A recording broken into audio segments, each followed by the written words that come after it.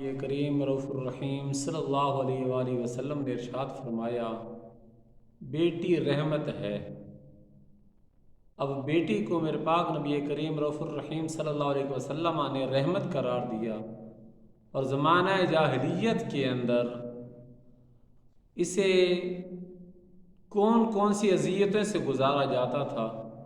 بیٹی کو زندہ درگور کر دیا جاتا تھا، بیٹی کو زندہ جلا دیا جاتا تھا، کون کون سی تکلیفیں دی جاتی تھی غیرت کے نام پر، کہ اگر کسی کے ہاں بیٹی پیدا ہو جاتی وہ کہتا کہ ہاں میرے ہاں بیٹی پیدا ہوئی ہے۔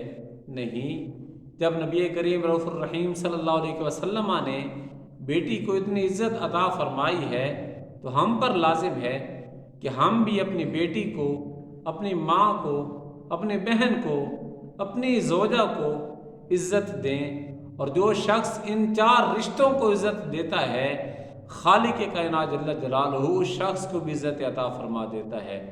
احباب توجہ فرمائیے گا، بیٹی رحمت ہے، اور فرق جو ہم میں پایا جاتا ہے وہ یہ ہے کہ جب ہماری بیٹی کی باری آئے تو ہم اس کے وکیل بن جاتے ہیں، اور جب کوئی کسی کی بیٹی ہمارے گھر میں ہماری بہو بن کر آ جائے، ہم اس کے جج بن کر فیصلے کرنے والے بن جاتے ہیں۔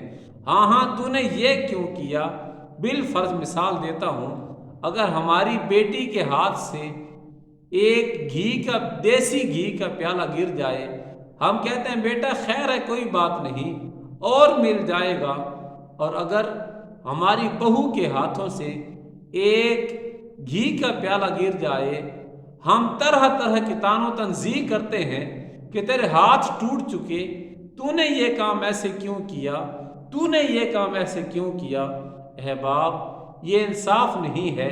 نبی کی محبت ہمارے دلوں میں موجود ہے، صرف دلوں سے نہیں، ہمارے کردار سے واضح ہونی چاہیے۔ وآخر دعوانا ان الحمد للہ رب العالمین۔